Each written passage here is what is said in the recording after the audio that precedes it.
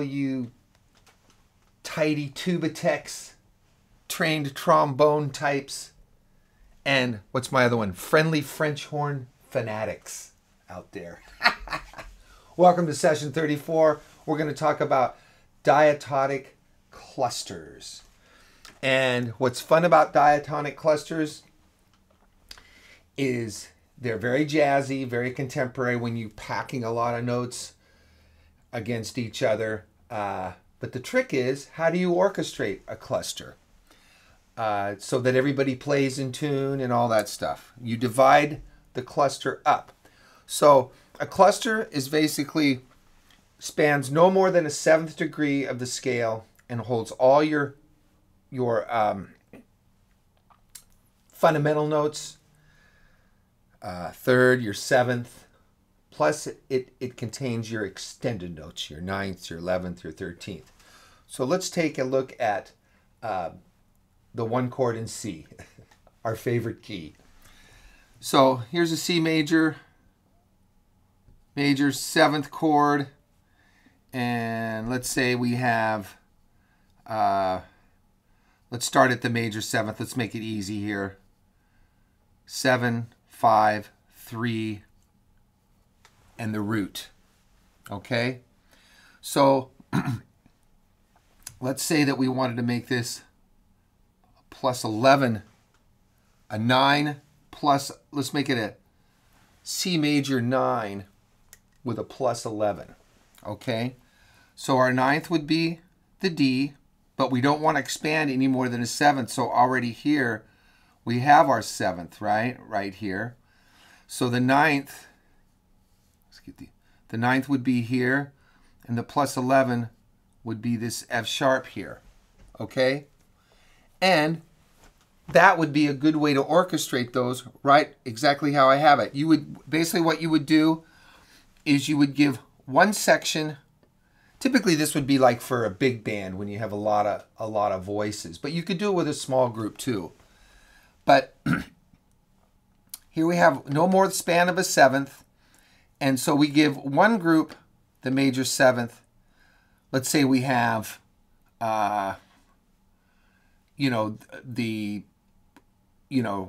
two trumpets and 2 trombones, and then are down here, and then we give our saxes this F sharp, the plus 11, and the D being the 9th. Okay? So here we have a nice third interval, easy to tune up, and here we have all 3rd intervals. So that's basically how you would do that. Now, if we added, let's say that we had a D minor chord, 7th chord, we want to make it a D minor 11th chord. Okay. Let's write that out a little better than that. Let's do it down here. We can see better. D minor 11. Okay. So we have our straight ahead D minor chord, the root, the 3rd, the 5th, and the 7th.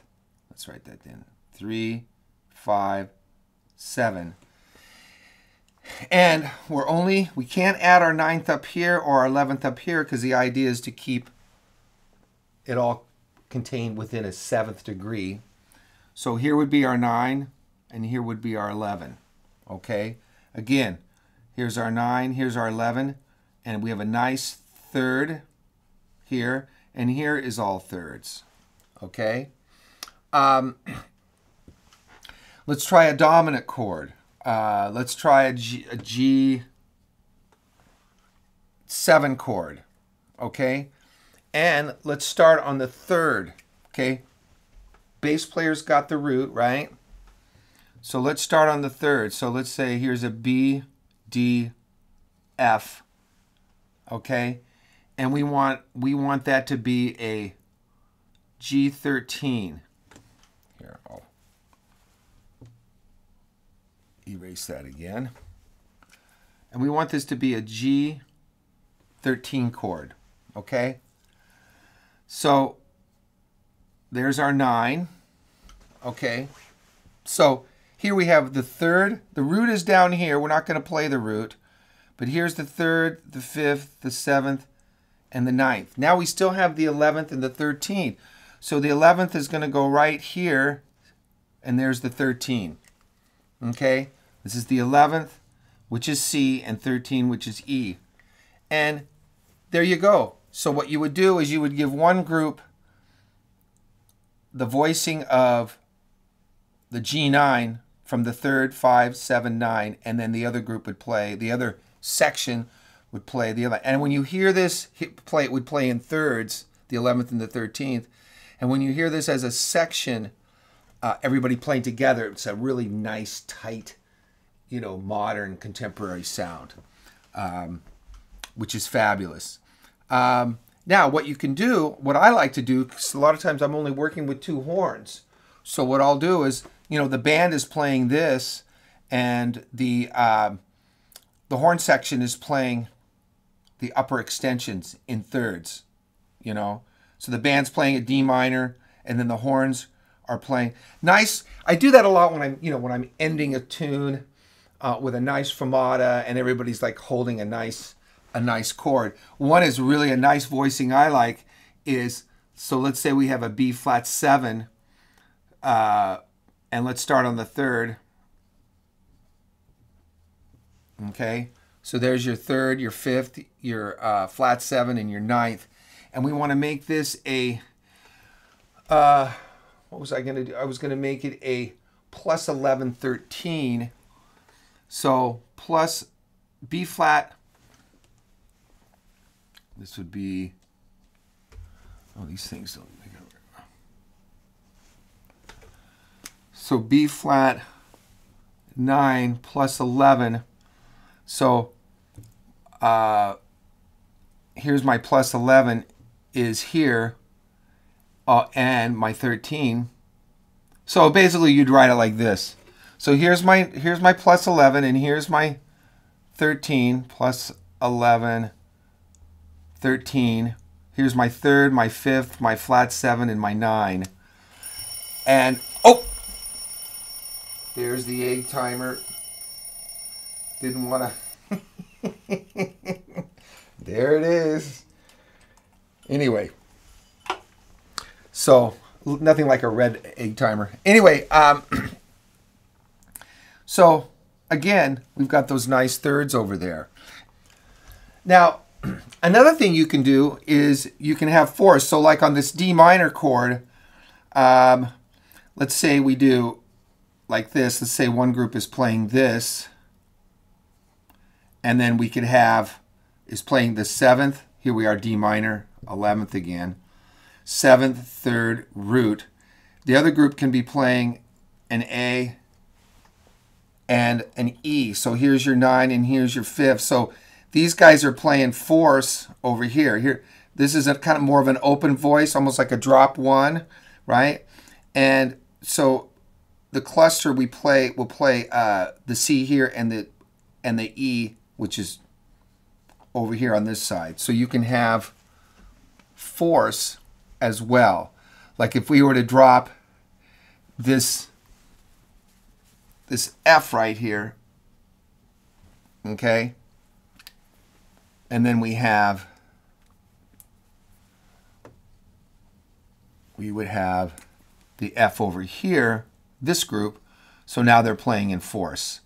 So you've got the 9, the 3rd, the 5th, and the 3rd over here of this. I'm not liking these pens. They don't just wipe. They're supposed to. Oh, they're wet erase. Ugh, not as opposed to dry erase. Okay, so you get the picture. You can do fourths on the side.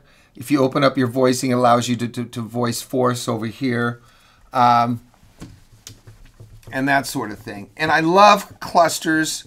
They're really good. They work, you know, depending on how you orchestrate. Originally, when I learned how to use them, it was for like a big band scenario where you had trombones and trumpets and saxes all working against each other. Like I said, in a small group, even with a, let's say you had a, let's do a C major 9 here, and you had a, and a, let me see, where's my, oh, and here's my ninth. Okay. So here's a C major 9 with 3 voices, with 3 horns. So take your 3 horns, go like this. Play a G triad against, and they're all in a nice, really, you know, just playing a G major chord basically, right? Against this C major 9 chord. So those are an idea of some clusters. I talk about clusters in the new ebook and give some great examples.